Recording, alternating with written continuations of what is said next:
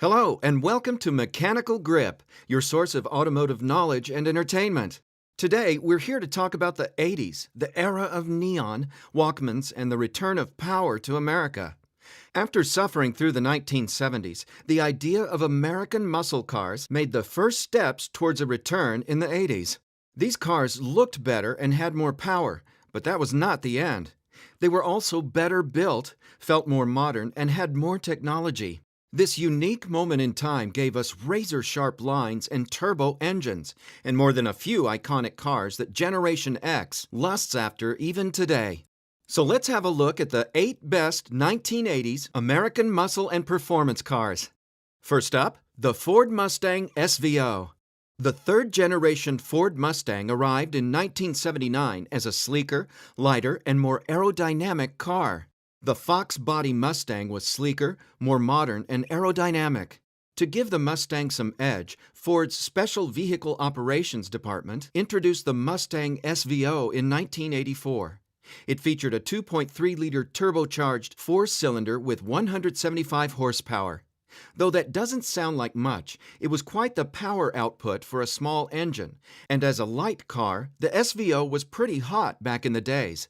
With four-wheel disc brakes, stiffer suspension, and sharper steering, the little Mustang was quite capable. But the best came in 1985, when SVO upped the power to 205 horses. Second, the Dodge Omni GLH GLHS. While Europe fully embraced the hot hatch class by the 80s, American manufacturers seemed quite uninterested, giving the Golf GTI an empty playground on the market. All that changed when Carroll Shelby teamed up with Dodge and introduced his version of the compact Omni model. Shelby took the 2.2-liter four-banger and added a turbocharger to produce a total output of 175 horsepower and 0 to 60 time of less than 7 seconds. Quite impressive and competitive for the day. No wonder the GLH badge stood for Goes Like Hell. Later on, Shelby and Dodge produced a very rare improved version called GLHS, which stood for Goes Like Hell Some More. Number 3. Buick GNX. Back in 1982, Buick started experimenting with turbocharging its line of standard V6 engines. The results were satisfying, and Buick engineers got the permission to go further. Soon, there was a Buick Grand National with 175 horses, which wasn't impressive, but later, in 1987, came the ultimate version called GNX, or Grand National Experimental. It featured the same 3.8-liter turbocharged V6 with 275 horsepower and 0 to 60 time of 4.7 seconds. At that time, Buick GNX was the fastest accelerating production model in the world. At $29,000, it wasn't cheap either, but there's a widespread legend about the owners who paid the lease on these cars just by street racing them for money. The company made just 547 of them in one production, and today they're as equally praised as they were in the late 80s. Number 4. Chevrolet Monte Carlo SS Aerocoupe. Despite being in production for just 2 short years, the Aerocoupe is one of the most interesting 80s muscle cars. Basically, it was a regular Monte Carlo SS, but homologated for NASCAR races. The Aerocoupe was introduced in 1986, and it featured a panoramic back window with back spoiler. The new rear glass provided almost fastback profile, which vastly improved the aerodynamics on NASCAR superspeedways.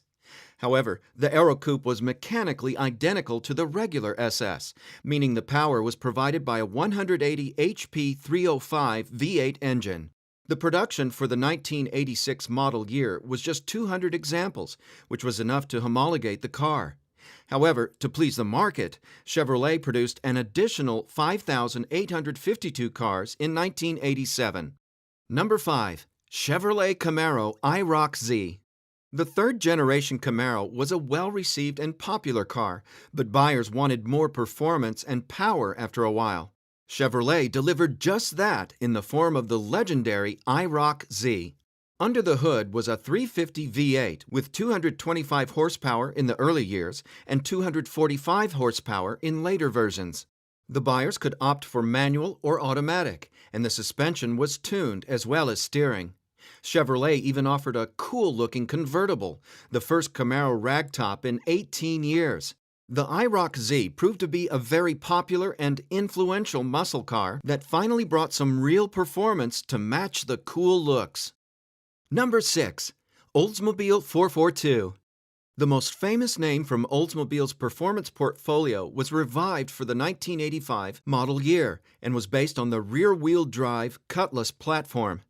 This time, the model designation stood for 4-speed automatic transmission, 4-barrel carburetor, and 2 exhausts. However, the 307 V8 engine delivered 170 to 180 HP, which wasn't enough for very exciting performance, and Oldsmobile concentrated on handling, luxury, and options, which made this 442 a comfortable and enjoyable car to own. This was the last rear-wheel drive 442, and for 3 years, just over 10,000 were made. Number 7. Ford Mustang GT 5.0. The rise in power during the 80s brought the first real performance to the Mustang range in almost 20 years. The Fox body Mustang grew more powerful with each model year, starting from 175 horsepower in 1983. By the late 80s, the venerable 5.0-liter V8 was pumping 225 horses and 300 pound-feet of torque, which translated to quite competent 0 to 60 times.